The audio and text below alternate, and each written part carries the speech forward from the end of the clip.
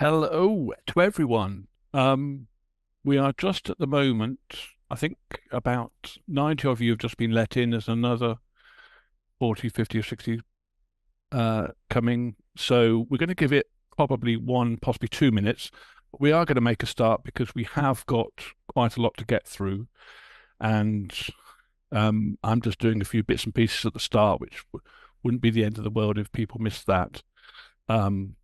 Before Victoria starts properly on the question of purpose of expert evidence. So we're now 3 o'clock exactly. So I'm probably going to give it 30 seconds or so.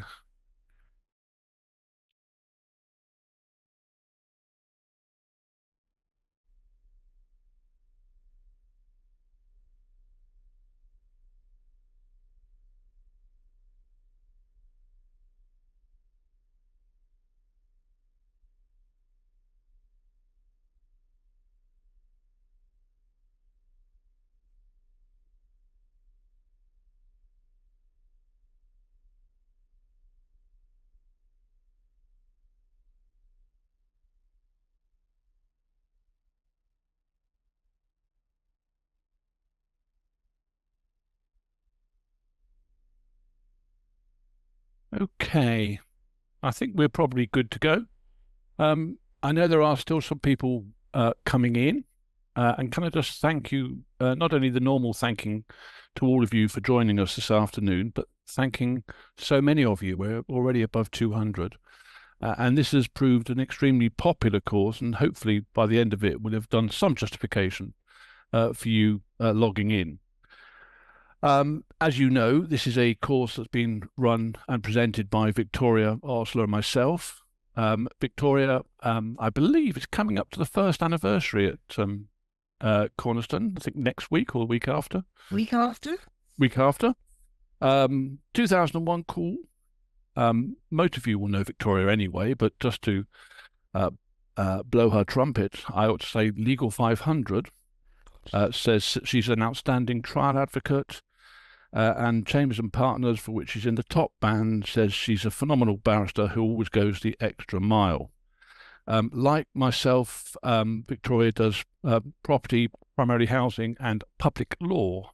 And I don't know if you still are or you just were, was co-author of Blackstone's Guide to the Antisocial Behaviour Act 2003. And so obviously welcome to Victoria in her first webinar for Chambers. I also ought to say this is a day where it is a Silks Day, and I'd just like to give a shout out to a new Silk at Chambers, which is Harriet Townsend KC, who is probably the nicest barrister in the world. So if ever you want to have a look at a lovely barrister, look at our website, look at Harriet, and see what a lovely person she is, along with a wonderful family I had the privilege to meet earlier at lunchtime. Lastly, on this slide, I just want to say that these slides are going to be made available to everyone, and they will be sent out. But equally, as with all our sessions, this will be on the website, and you'll be able to see both the recording and indeed you'll be able to see the PowerPoint presentation as well. Normally, as I say, probably 48 hours time, that should be on the website. So, as for today, what are we covering? Well, as I indicated, Victoria's starting off with looking at the purpose of expert evidence. And of course, we're looking at this in the context of possession claims, and in particular, antisocial behaviour possession claims, normally under grounds 12 and 14 for housing associations and grounds 1 and 2 for local authorities. I'm going to be then looking at questions that can be raised with the expert, and what happens if you don't ask any questions. There may be good reason for that. Victoria then is coming back to look at the use of expert evidence in response and the status of an internal expert, before I'm briefly going to touch upon the question of evidence at trial, which certainly my experience is that you very rarely hear from the expert themselves at trial, but we'll be having a look at what needs to be done, if anything, at that late stage of the trial.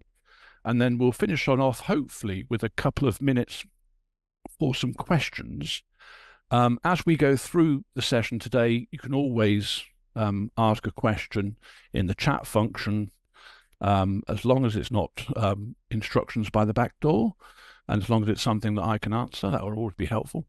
But please feel free if there is something that we've perhaps brushed over, or perhaps you haven't quite understood, or indeed you have your own experience, that would be very interesting to know about in the chat function.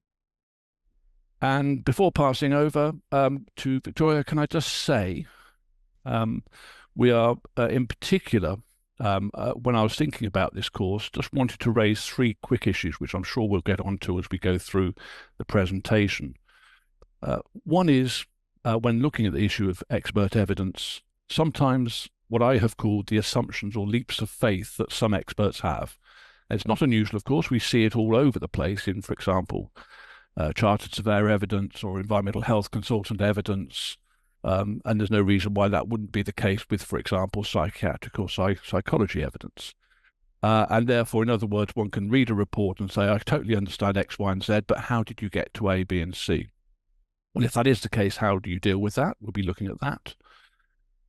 We'll be looking at the question of, well, what has the expert got before them? You get some experts who are dealing with it very briefly. They've had a chat with the person for 5 minutes or 10 minutes or an hour, or some of them have much more detail.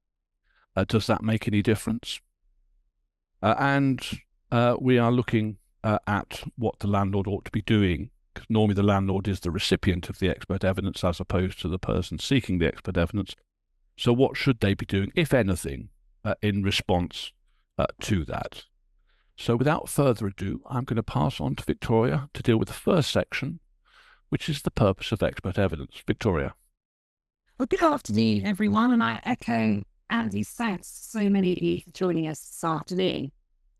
Now, when I think of experts, I tend to think of 2 things. First of all, and sorry to remind you all of this, those torturous Brexit days when Michael Gove told us that all had enough of experts. And then the second is perhaps more humorous thing, when Danny Pig repeatedly tells Peppa Pig that he is a suspicious expert about just about everything. And I'm sure that Andy and I, and indeed you, have met barristers who can't say do it themselves. But that's perhaps by far. What we really need to think about when we are considering the purpose of expert evidence, I think, is to start with what an expert actually is. Now, according to the Oxford Dictionary, an expert is a person with the status of any authority in a subject by reason of special skill, training, or knowledge, a specialist. Now, in litigation, we tend to use such a person for 2 functions, really. The first of which is specialist to give us advice on our case, tell us perhaps a tactical way in which it can be run. But the second function, which is more relevant to this talk, is to use an expert as a witness. Now, the expert witness, as we all know, doesn't simply articulate the client's case. The primary duty of the expert witness is to the court and not to the client. That has a number of consequences, and those consequences were listed in the authority that you can see on the screen, more snappily known as the Cree and Ring case. There are 7 points, which with some relevance, which come out of that case, is describing the impact of the expert's role being to assist the court. Just briefly going to talk through those 7. Now, the first of those, Victoria. So the first of those 7 consequences. First, and this may seem obvious, but the expert should only express an opinion within their area of particular expertise. Now, this is important in antisocial behaviour cases quite frequently, and in particular when you've got the Quality Act offence, because it may well be that the health conditions from which the tenant suffers are varied. So, for example, last week I had a case, it wasn't an antisocial behaviour case, it was only or constant pain case. And in that case, the tenant had a whole range of issues, both physical, so sciatica and disc, and mental health issues as well, ranging from PTSD to fear of being sick to anxiety, depression, and so on. And the expert, the psychiatric expert, obviously can get an opinion in respect of the sciatica and slip disc, because that's outside their particular area of expertise. But it's something to look at in an expert's report, where you're really just to make sure that they have stayed within that area that which they have knowledge, which is firmly within their area of expertise, rather than straight into an area which is. The second principle is that they have to be satisfied that the information they present is accurate and complete. Now, I've seen more than one expert report in my time where the information is largely based on what the tenant themselves told the expert, for example, in relation to a previous diagnosis, rather than that diagnosis being written in medical records. Well, that's not the way that it should proceed. It should be an opinion which is based on actual factual evidence, which is from the expert. Third, the expert should take into account all relevant matters and not take into account irrelevant matters. Now, that includes, in respect of relevant matters, those which might be contrary to the opinion that the expert has formed. So if I go back to the case I had last week, it was a term of the tenancy agreement that the tenant had to inform the landlord if they're going to be away at the property for more than 4 weeks. Now, what the tenant was saying is that they had, as a result of their mental health conditions, an avoidance syndrome, which meant that they couldn't tell them that they were away from the property for more than 4 weeks because they avoided giving that kind of information. Now, the expert was inclined to agree with the tenant's position, but also had to take into consideration that that didn't marry very well with the tenant being able, during the same period of time, to inform the landlord of disrepair in the property, manage the transfer issues, make complaints to neighbours downstairs. Two didn't really tie up. So that was something that the expert had to take into consideration. The fourth thing is the factual information which underlies the expert opinion. It must be based on actual knowledge or an identifiable source of information, such as, for example, a housing fire. Fifth, where it's possible for there to be an arranged opinion on any matter, then that should be acknowledged within the expert report. Now, I often see where you've got emotional personality disorder, an issue, PTSD. The expert will say, well, this, and this symptom all seem to suggest PTSD, but there's a range of opinion which says it might not actually be, and it might be something else.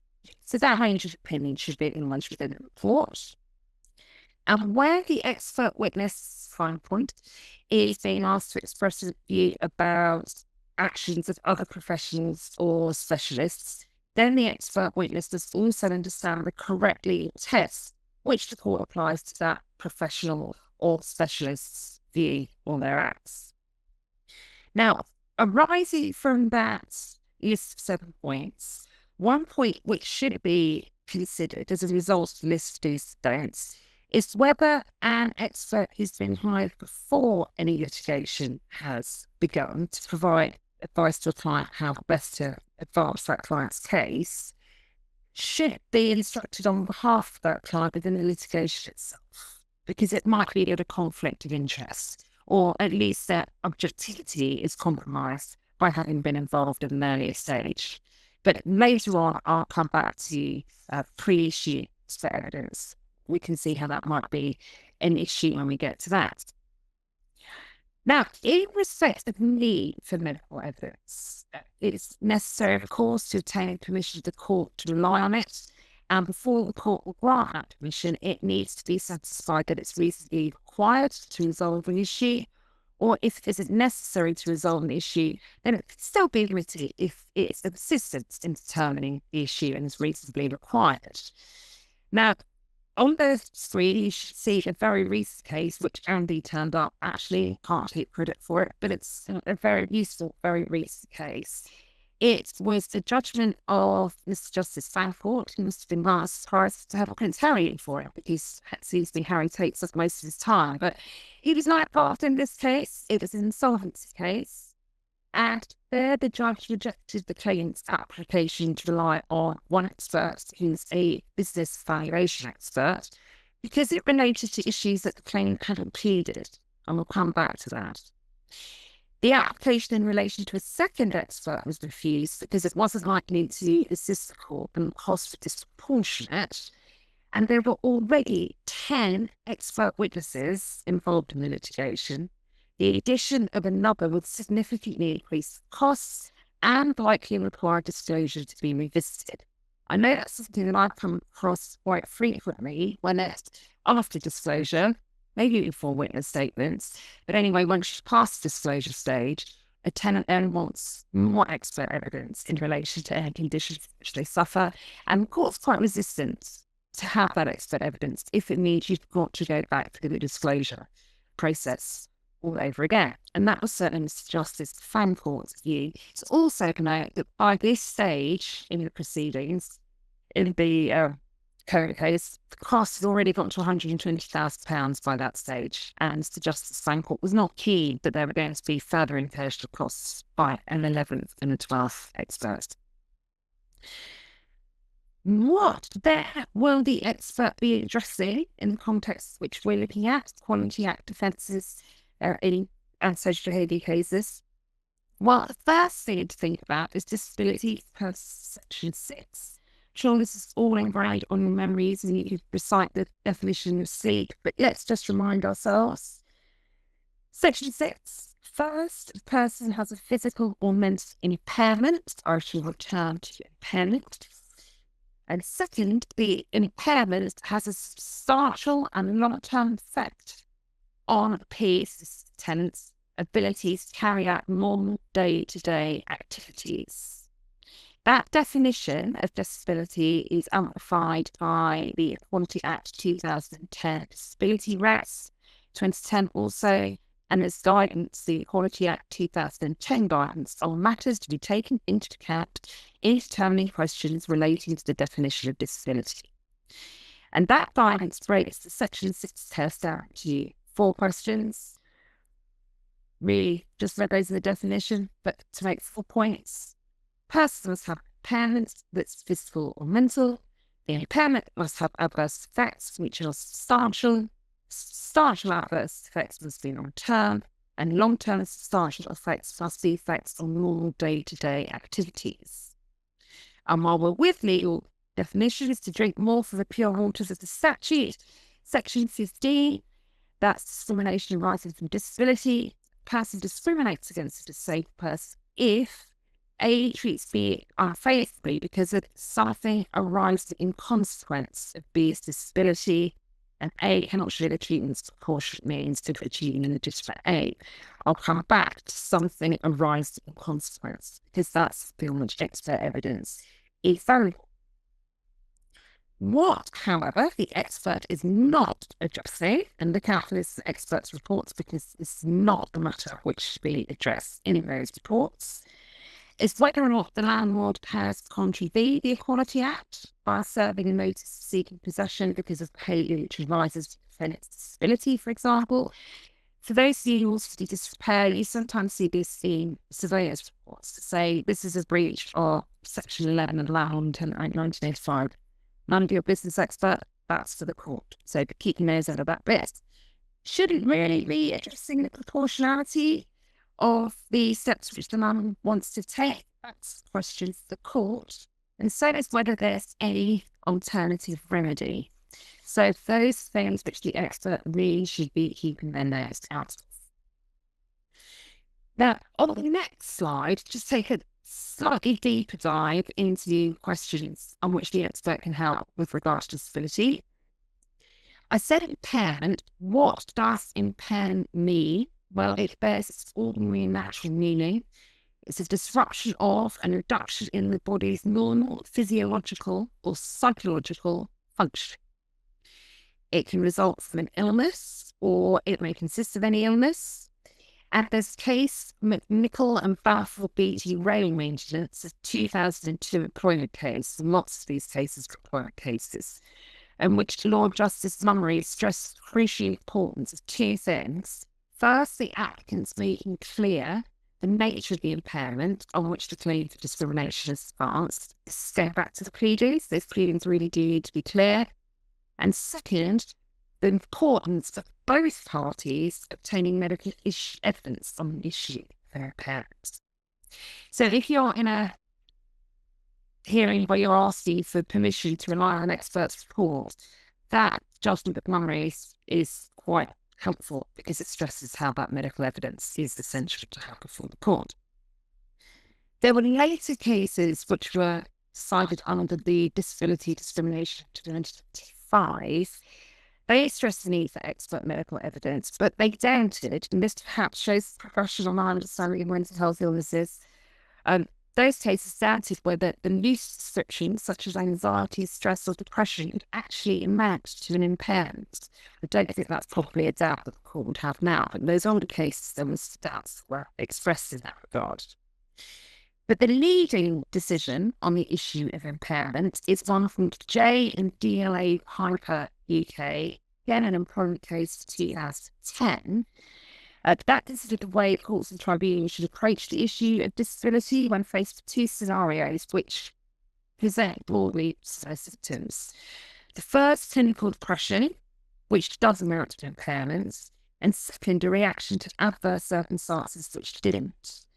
And the employment tribunal accepted there was a distinction between the two and decided that while in practice the distinction maybe usually I think is blurred, it represented a valid distinction as well as one routinely made by clinicians. And that's where experts become very, very helpful. So they could, for example, draw a distinction between somebody who is reacting to an adverse situation such as death and they're going through the process of grief, compared to somebody whose symptoms of grief have gone on to comprise something more profound and long-lasting, such as an impairment over time. And it might be that that's something on which a question needs to be asked at a later stage. If you're aware that this particular tenant has undergone a distressing situation, then it could fall high a question to the expert. Is that a response to these adverse consequences which they've undergone, or adverse situations, perhaps more properly occur, or is it an impairment? There is a requirement for a condition or a disorder to have been diagnosed in order for there to be impairment.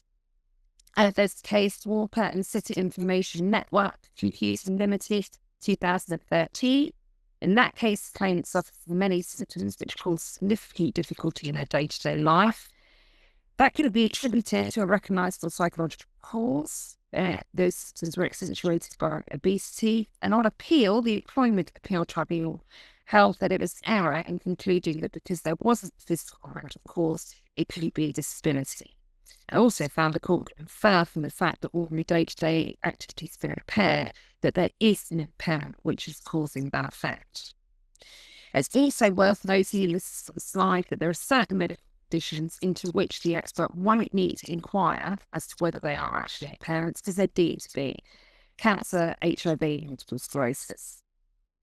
There are excluded conditions also. These would be familiar to all of us, I expect, in unsafe behaviour context. If the impairment falls in the disability regs 2010, those regs cover a broad range of criminal and social behaviour activity, such as a tendency to physically abuse, addictions, then those are deemed not to be disabilities. So addiction to alcohol, something unfortunately we perhaps inherit quite a lot, or other substance misuse, is a disability unless it's the result of prescribed medication or medical treatment. Exhibitionism and voyeurism might give you the ick, but they're not disabilities either. Whether the person has an excluded condition is a matter of the court and it's a question of fact.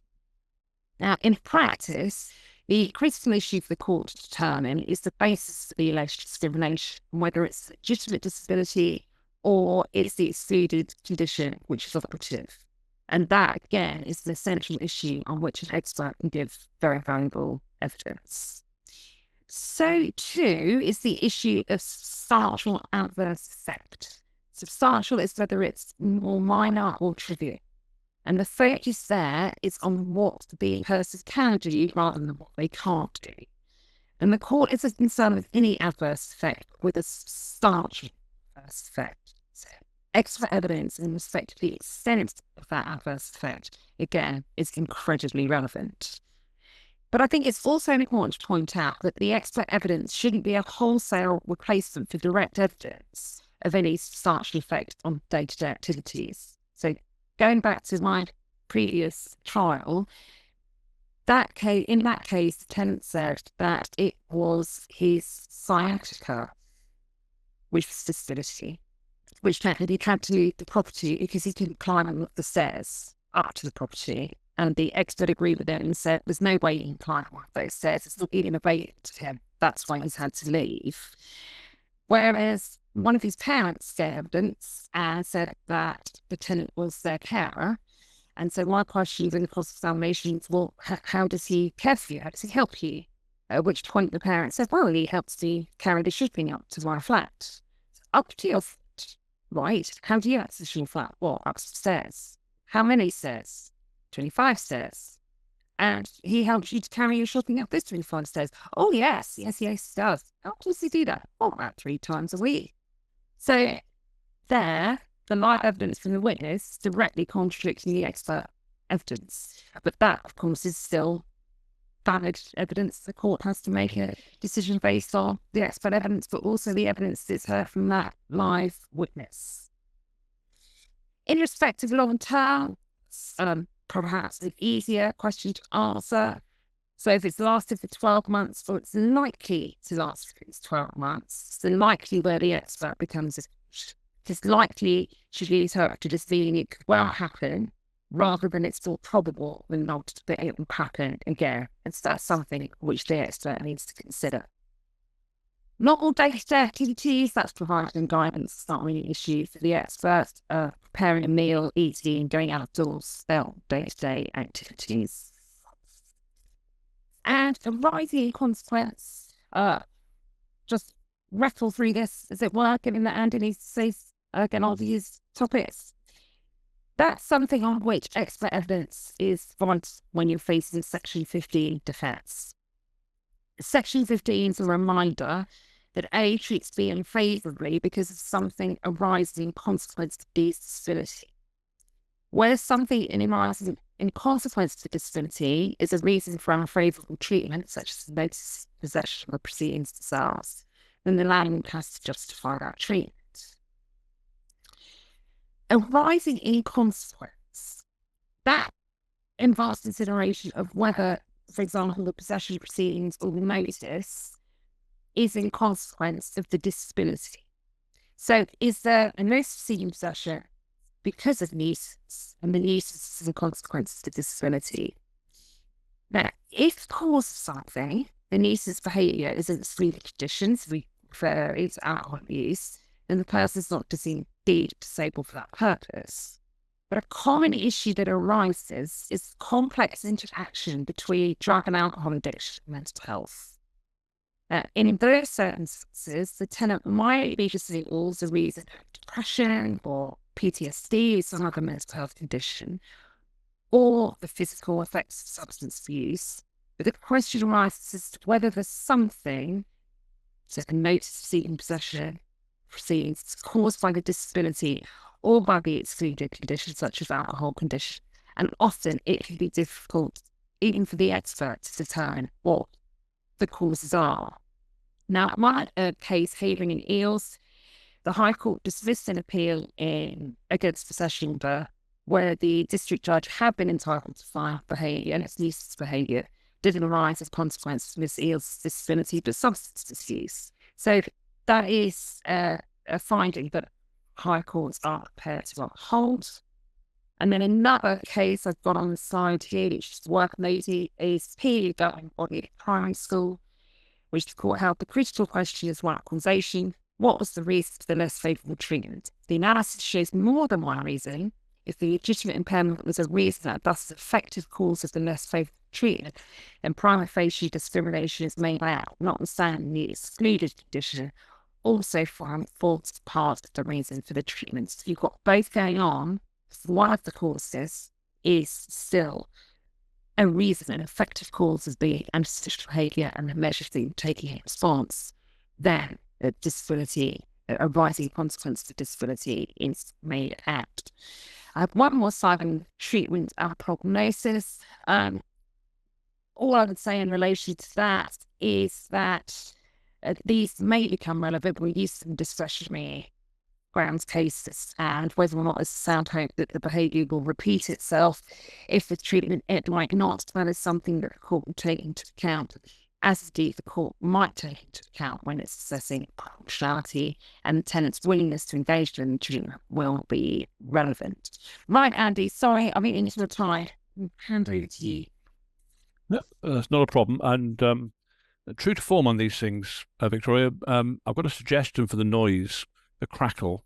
Somebody did say our speakers on, and somebody also suggested if you've got a headset, maybe a headset might help. But whether or not any of that is true, I don't know.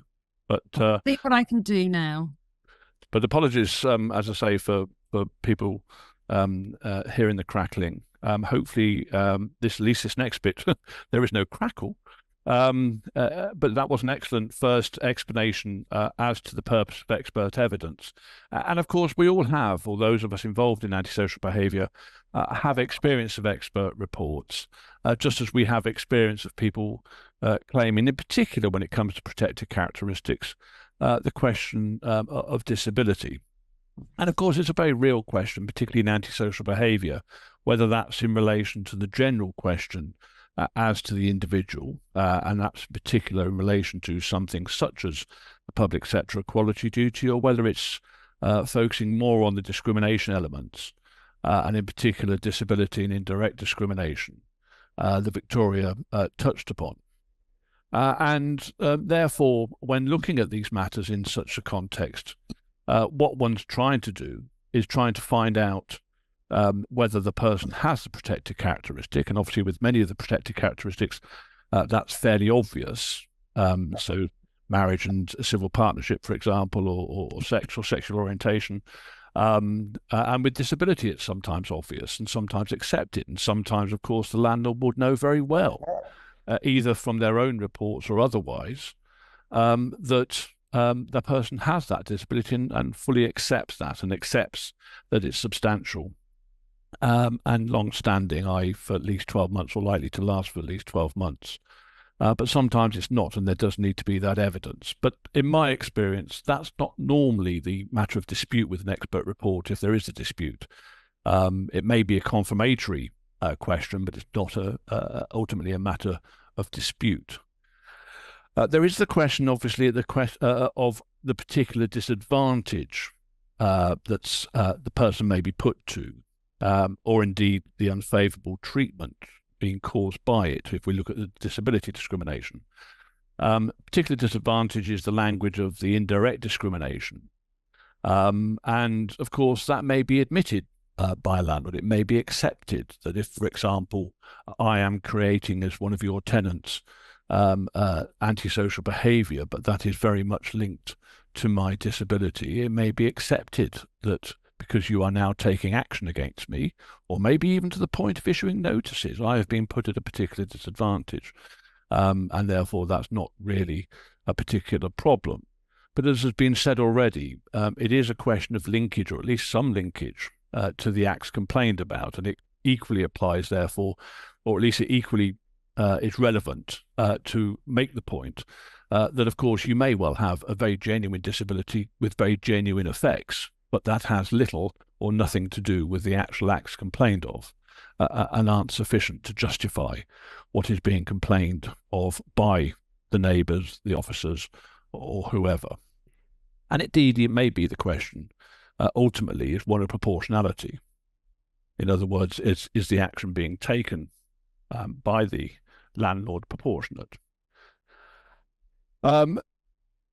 In terms of the connection with the acts complained about, the only point I'd really wish to make about that is that I have only, I think, in all my time, really seen one report where they have basically gone through the normal kind of explanation of the person's genuine medical issues and genuine medical problems.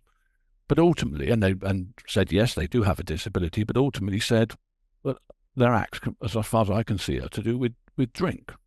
and there's nothing to do with the problem of the disability.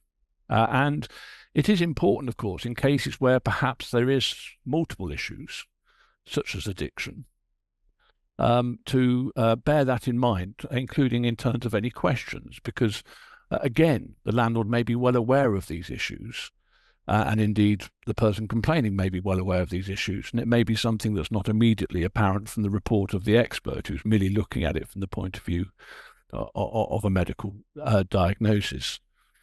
So the impact of drugs and alcohol may well be important. I'm not suggesting for a moment that it's the usual explanation, but it may be an explanation. And lastly, in terms of a common area of questioning, is the question of reasonable adjustments. Because as we know, Section 20 talks about reasonable adjustments. But what I would say about reasonable adjustments is that, putting aside the legal analysis of it, and in many instances, of course, they have to be requested first, it's a question of what has been tried already. It's a question on whether that's known to the expert. It's a question of whether what is being suggested by the expert, if they are commenting on what adjustments can be made, whether they are in fact a reasonable adjustment or something that is totally outside the duty or indeed the obligation of the landlord. And it's worth just making sure that if one's unhappy, if I can put it that way, with what may be expected to happen, or what should be the response of the landlord according to the expert, that again may be an area of questioning when the reality of the situation, as far as the landlord sees it, is put to the expert in questioning. So we say about questioning, but what about the rights of questioning? Well, the obvious point to make is that one needs to read the civil procedure rules, and one in particular needs to read 35. And that says at 35.6, in particular with regard to questioning, that there's an absolute right to put questions to an expert. One doesn't need indeed any directions to that, although one invariably, when one is setting directions, would agree directions for questions to be put to an expert by the parties. And again, in my experience, particularly with psychiatric evidence, that's normally evidence that's come not as a single joint expert, but has come from the individual tenant, who's probably the defendant in these cases, and therefore it is a question to that expert. But there's an absolute right to do that, and indeed it is treated as part of the report. Not only that right, but the answers given to those questions. And it follows from that that if an expert doesn't respond, or doesn't respond properly, a court can either decide to effectively disregard the report and not allow reliance on it, or may simply give a costs penalty in respect of the expert's fees and the other side's costs of paying for that expert. In terms of a practical issue, if you are going to question an expert, you must send those questions to the other side as well. And it's not a question of saying how much are we going to have to pay for this, because equally the practice direction to Part 35 makes it clear at paragraph 6.2 that the party paying for the expert, and so if it's a single expert, then obviously that's going to be, in our example, the defendant, are going to have to pay for the answers to those questions. Ultimately, of course, as it indicates on the slide in front of you, that may ultimately be borne by the landlord if they don't succeed on their case. But if they do, then they will not have to pay the costs up front and won't have to pay the costs at all. In terms of the importance of questions, well, it should be, I would hope, fairly obvious why questions are important. But partly it's because of what happens if you don't ask those questions. In other words, expert reports are, in some senses, just like evidence. And I just wanted to just briefly bring out two cases that you see in front of you here, and just the citations and just a very brief summary of the cases to put it into proper context. The Much and Allen one, as you can see from the date, is shortly after the introduction of the civil procedure rules. 1998, which were introduced in 2000.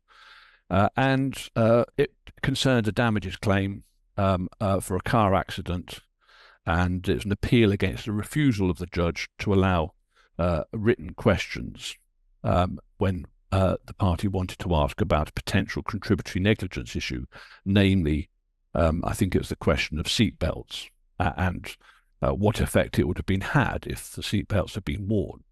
Would there have been lesser injuries, and that therefore there was a contributory negligence issue? The Court of Appeal in that case ordered that the judge was wrong, and it was at odds with the new regime, and replaced it with an order requiring the expert to attend court to be cross-examined.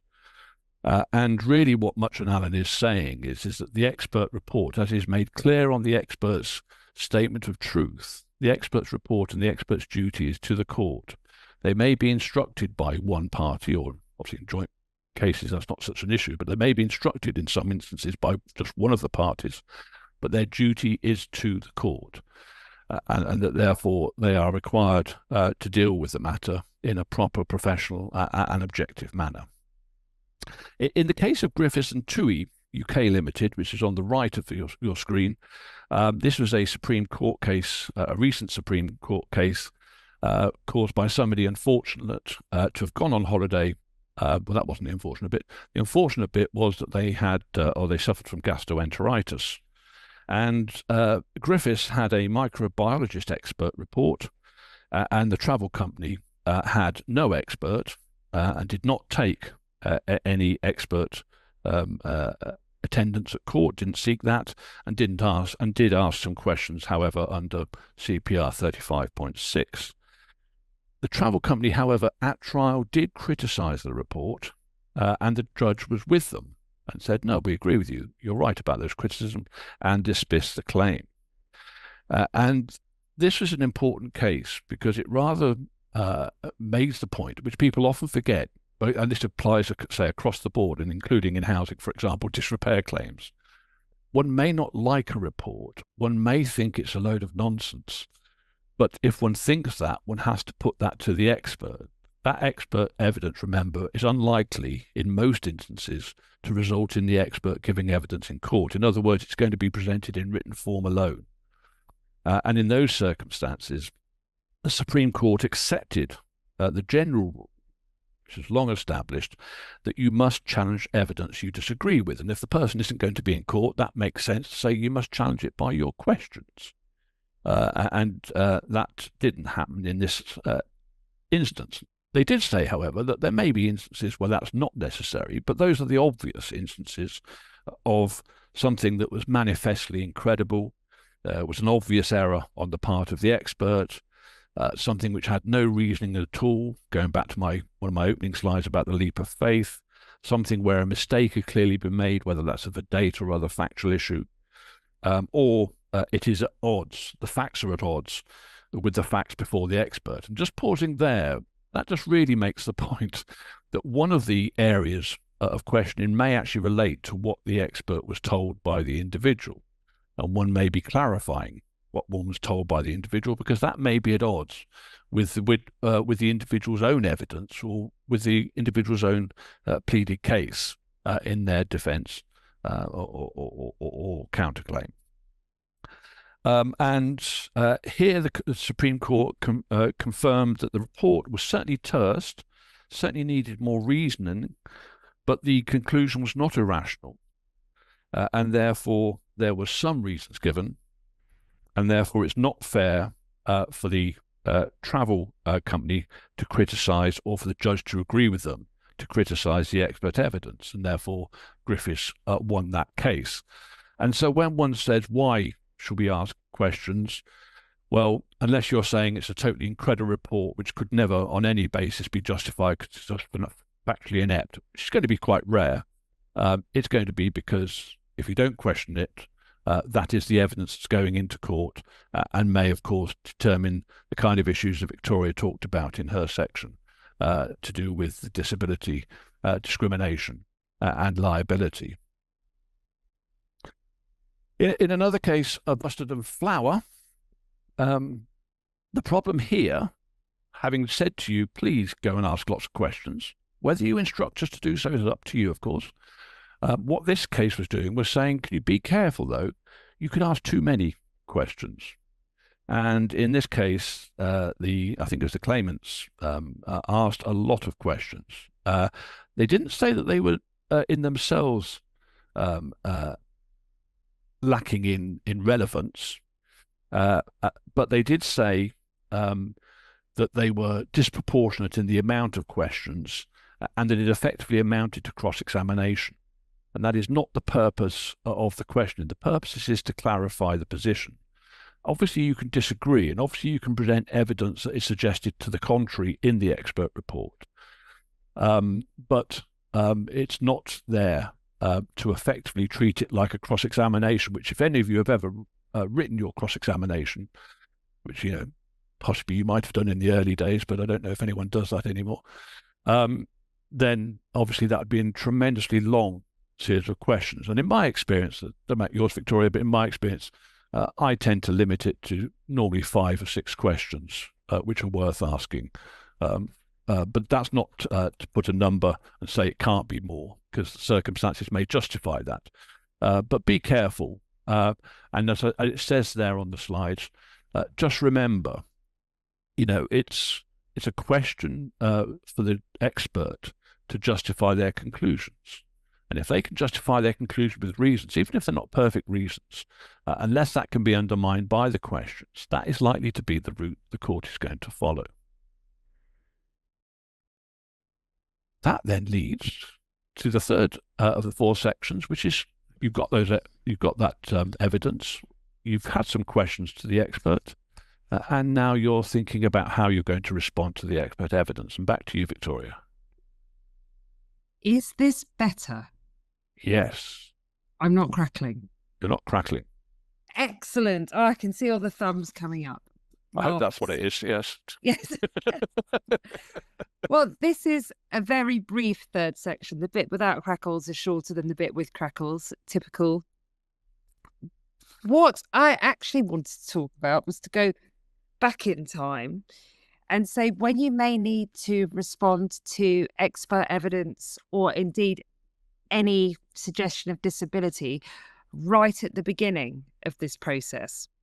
So when you are relying on a mandatory ground for possession, the pre-action protocol in relation to mandatory grounds for possession provides that you need to give the tenant an opportunity to respond or tell them about their personal circumstances. What do you do when they get back to you saying that they have these conditions from which they suffer and that those conditions are linked to your mandatory ground for possession? So the obvious example is you've got a mandatory ground for possession on the basis of a breach of an injunction. That injunction prohibited noise nuisance. The tenant is saying that they have played very loud music because they are schizophrenic and that's a consequence of their disability. It might be that at that early stage, when you've received that information from the tenant, you want to go to an advisor, so an agency with which those of us who do homelessness are familiar is now medical, and say to them, this is what this tenant is saying. Can you give us some advice about their condition, whether this would be a consequence? That advisor, however, if you come to rely on whatever advice they give you later on or any report they produce, that won't have the same weight as expert evidence if their qualifications aren't the same as expert qualifications. They haven't got the Part 35 declaration about acknowledging their role to the court. They haven't examined the tenant. Instead, they've just gone on what the tenant has told them. Then it's still useful, but it's not expert evidence. But it still might be advice which is useful for you to obtain and consider at that stage. It's also advice which could be useful to feed into, and Andy's referred to this earlier, the PSED assessment that you should be undertaking prior to serving any notice if you're aware of any health conditions at that stage, and throughout the whole process right up to trial. It could be, however, that once these conditions are mentioned to you at this early stage, you want to get a full-on expert's report at that point. Now, that's probably only going to be possible if the tenant submits to an examination. But if they will, then that can be very, very useful evidence, either to inform you as to what steps you want to take at that stage, or, as I say, to feed into that PSED assessment. Because, as we know, PSED often forms a central plank of an Equality Act defence. The issue, however, if you have an expert report at that early stage, is whether you should rely on it later on in the process once litigation begins, because this is a point that I brought up at the beginning of the talk. It might be that by receiving that evidence so early on, that expert is now compromised in terms of their objectivity. So when you get to post-issue and pre-trial and you need expert evidence, you've got several options available as to what you do in respect of expert evidence. Do you rely on a report that you've had earlier?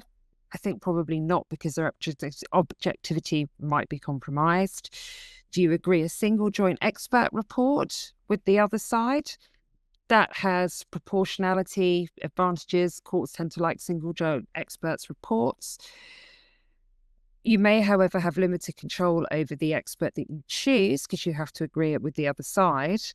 And you really need to reserve the right or ask for permission to ask questions, which Andy's been talking about, because there may be some things that you don't think are right in the report or on which you wish to receive clarification. So that's another expense further down the line. It might be that you can just agree to rely on the other side's report, but in my experience, that kind of agreement is rare. But they're all options which need to be considered post-issue and leading up to trial, in particular at direction stage. Right, Andy, that was a quick romp through that bit, conscious of the time. So over to you with the next bit.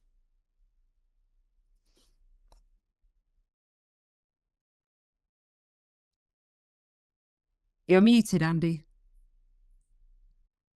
I was just explaining. Sorry about that, Victoria. I was explaining. I'm sorry for the not passing on the to the slides. I was concentrating on answering some questions on the chat function, which hopefully people can see at the top of the screen, their screens when they go to chat. The last section is about expert evidence at trial. I think I indicated earlier that it's certainly in my experience is quite rare to have, certainly in a housing context, in a broader housing context, not just antisocial behaviour, antisocial behaviour evidence given by experts. And certainly in terms of wider experts, such as, let's say, in a disrepair case, even there, that's often dealt with by individual experts for each side coming together and giving a list of things on which they agree and disagree. Well, obviously, that's not likely to happen in most instances of a psychiatric assessment, which, as I said earlier, is likely to come purely from one party and be subject to questions from the other. But, of course, that's not to say that there can't be. And let's just remind ourselves what we're really talking about with antisocial behaviour and what Victoria had indicated at the start of her talk. We are normally talking in these cases about issues such as disability discrimination. In other words, was the act complained of in consequence of the disability? We're often talking about indirect discrimination, perhaps less so with an ASB, but may be to do with an ASB policy. So, for example, I've had many cases where there's been challenges to vexatious tenants policies, where in fact the behaviour of the tenant, which has led the landlord to invoke their vexatious tenants policy, has actually been related to their disability.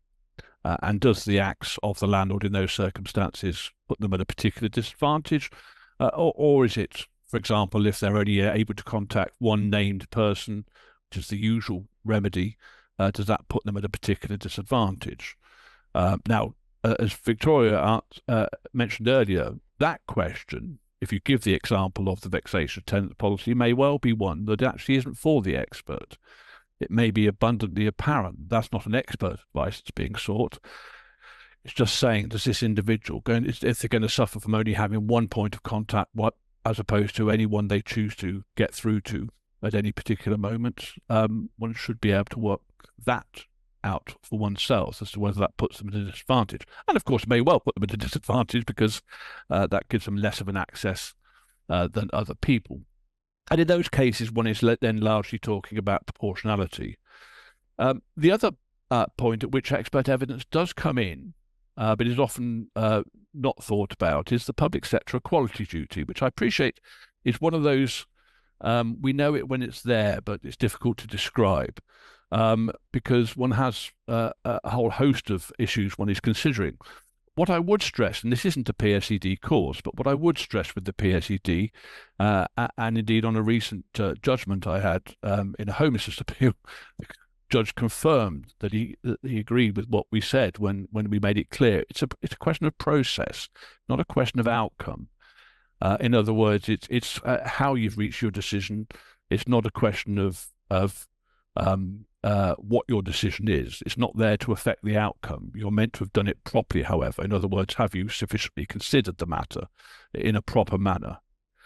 And of course, therefore, in those circumstances, if, for example, you have previously been provided with expert reports, not in the context maybe of litigation, but from consultant psychiatrists or GPs and so on, how has that been dealt with when it comes to you deciding whether to issue an injunction, whether to do a pre-action letter, whether to serve a notice seeking possession, whether to issue possession proceedings, whether to continue possession proceedings? Because we all know, and however much I try to put it out of my memory, it's still there, of the TM and Metropolitan Housing Trust case where the Court of Appeal said that despite the fact that the possession order was reasonable, despite the fact that there was no discrimination, there was still a breach of the public sector equality duty because there hadn't been an updated assessment because of fresh information as to TM's medical position, i.e. he didn't have capacity by the landlord. So those are very important circumstances. But equally, I've put down there under the public sector equality duty impact of homelessness. And again, I think this is one of those areas where you would have a legitimate argument to say that that is, in many instances, I wouldn't say in all instances, but in many instances, again, not necessarily a question for the expert, because it may be to do with, for example, questions of where would they go? Would they be in any worse position than anyone else? Would they be more likely to be assisted, for example, by a local authority who are less likely to find them intentionally homeless because of their disability than somebody who didn't have the disability? So ironically would be in a better position in the greater scheme of things. And also, before moving on to the next slide, let's just remember that there is, of course, the reasonable adjustment duty I mentioned in my previous session. I've included this one not because of the case itself. It was to do with a committal application, and there had been a finding of fundamental dishonesty in a personal injury claim. I think it was the first defendant in a car accident claimed to be a passenger, and there was a question of whether he was a passenger because he claimed whiplash.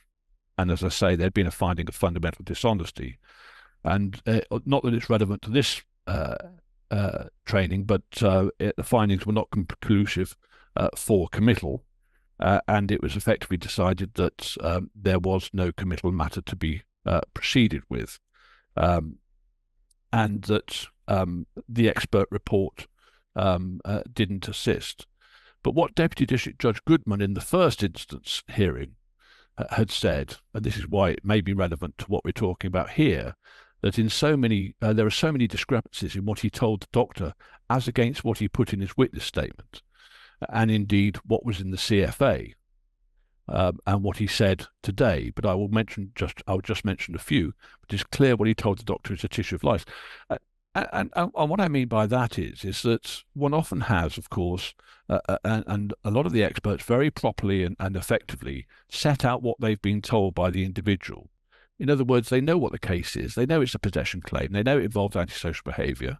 But not only do they deal with things such as medical records and the question of past medical issues, but they will deal with how the person has said to them about the medical issue, about the antisocial behaviour issue. In other words, for example, whether in fact they accept that they have been antagonistic towards a neighbour, whether they accept they have caused noise and nuisance, even if there is a medical connection to it. do they accept that, as opposed to maybe what their defence says or what their witness evidence may say. And so it's important to look at that. And if there is that discrepancy, it doesn't necessarily hasten to need to be a question asked, because that is a point of distinction that one is entitled to raise at a hearing.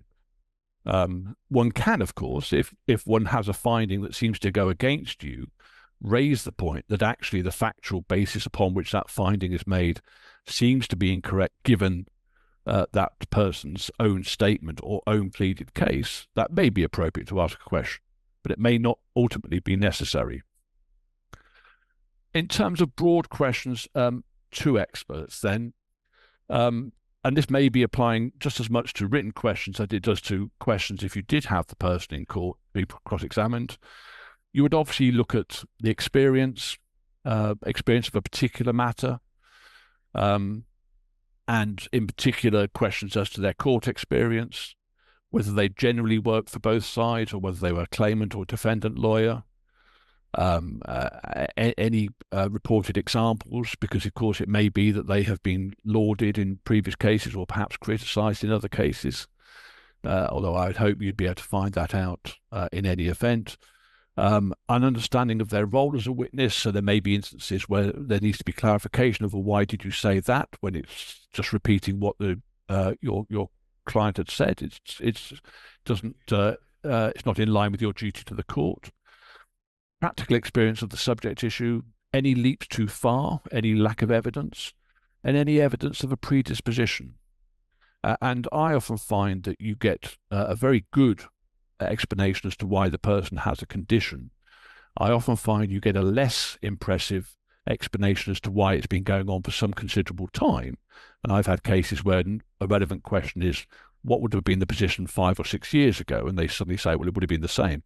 And that isn't always apparent from the nature of the particular case. So that's often a subject of a question.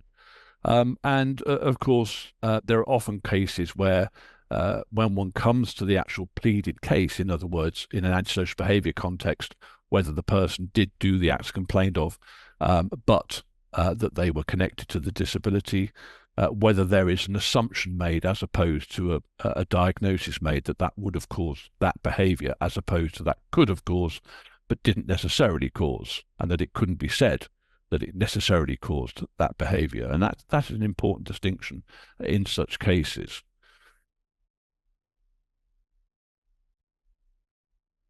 And the last case, and the last slide, I believe, is the case of Reading Borough Council and Tina Holland.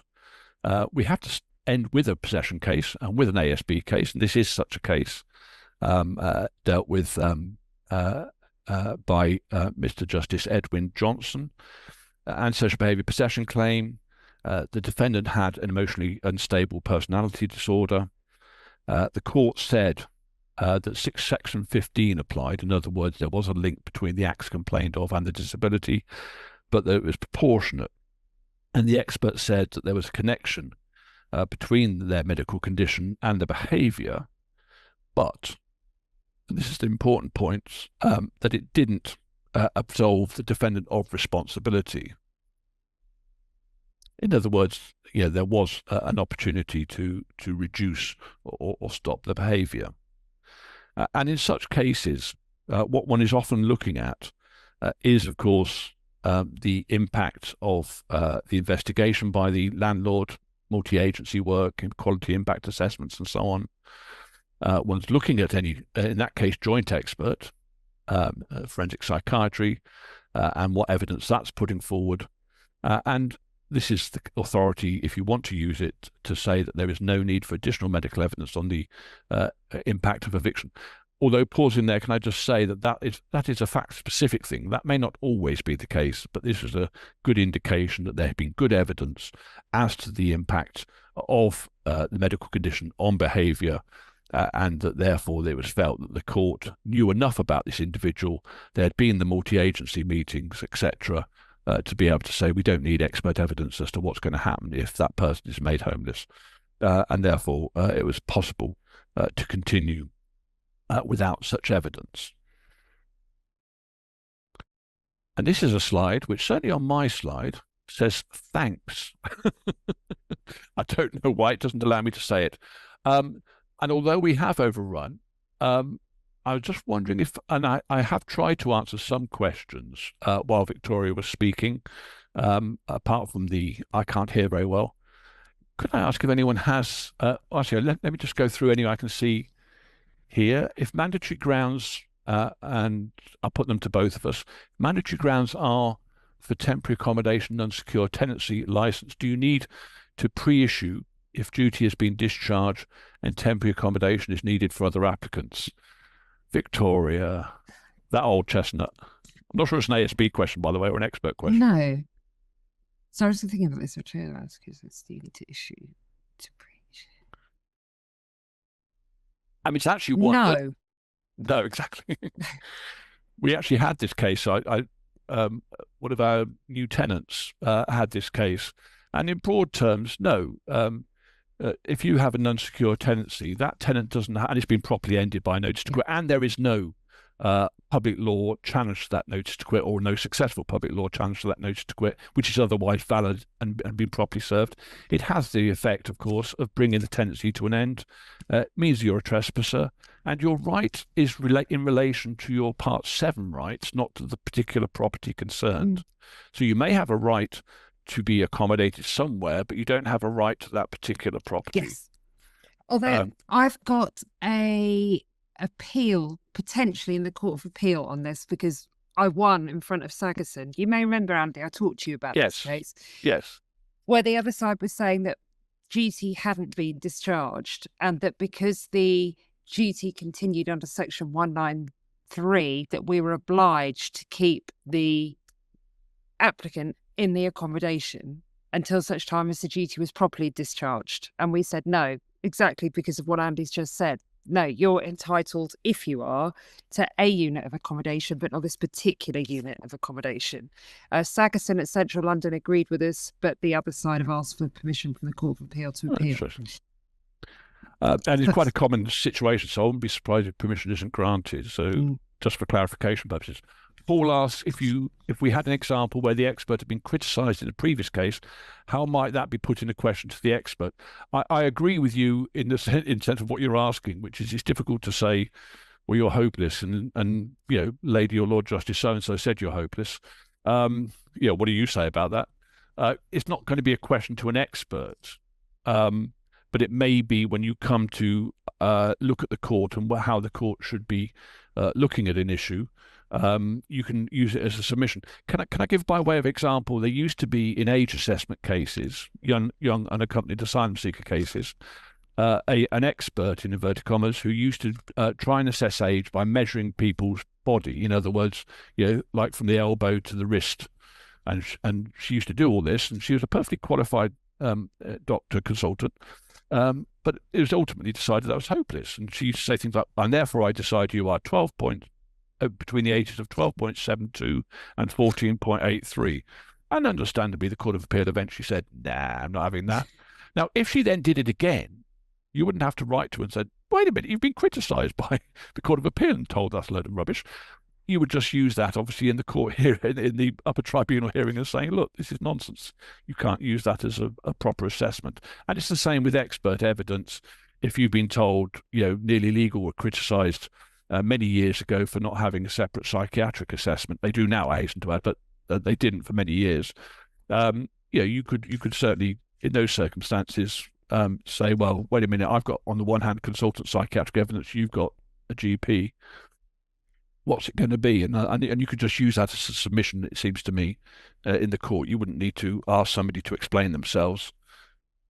I don't know if you agree, Victoria, but that seems... that happens quite a lot in disrepair cases where you have experts who've been criticised in other cases, and it's one of your submission points that they've received regular criticism.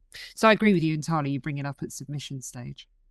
And indeed, for those of you lucky enough to have been at Charla's talk with Michelle Glazebrook, she mentioned that expert reports in the context of environmental health consultants and how, many of them weren't actually answering the questions they needed to answer.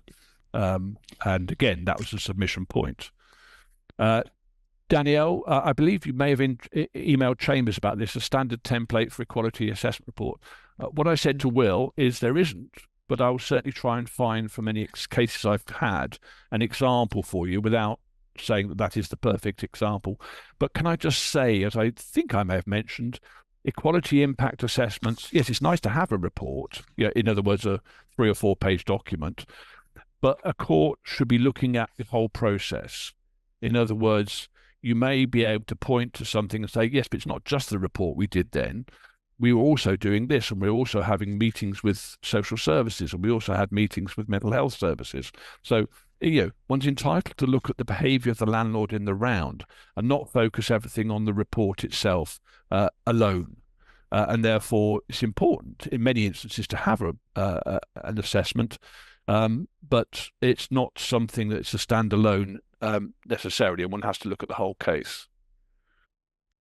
And that's where contemporaneous notes come in so useful. If you keep records all along the process of what you've taken into consideration, they are so valuable. And of course, where landlords go wrong is where there has been something flagged. And we mentioned earlier about the response of landlords, to experts. And when I say experts, I'm now talking a wider issue, let's say just GP reports as part of a normal process. Don't ignore them. I mean, it may indicate there is an issue there which does need to be followed up. Now, if the GP doesn't say, saying, well, I was only asking you to do what my patient asked me to ask you to do, well, that's one thing. But if they do say, well, no, this person, I think, does have serious issues, which maybe they ought to be tested for X, Y, and Z, then okay, you get an indication that perhaps more thought does need to be made before you take certain action. But equally, if that's not the case, then of course it means that you're not acting improperly in such circumstances. I think, unless I can't read properly, which is always a possibility, that is probably it. I've got to go home because it's past my home time. Victoria's got a conference coming up, but can I first of all thank you so much for attending, particularly those of you who stayed through the crackly bits at the start. We'll try and see if we can get rid of those for the recorded thing. Really appreciate it. And obviously, I ought to just tell you, we do have, I've been told to say, on the 13th of October, our annual housing day, and on the 7th of April, the next webinar in the housing team's program is avoiding successful homelessness appeals. That's successful on the part of the applicant, not the local authority. And that is being given by Sarah Salmon and Jack Barber. So it's definitely one to book for. Thank you so much, and best wishes. Thank you.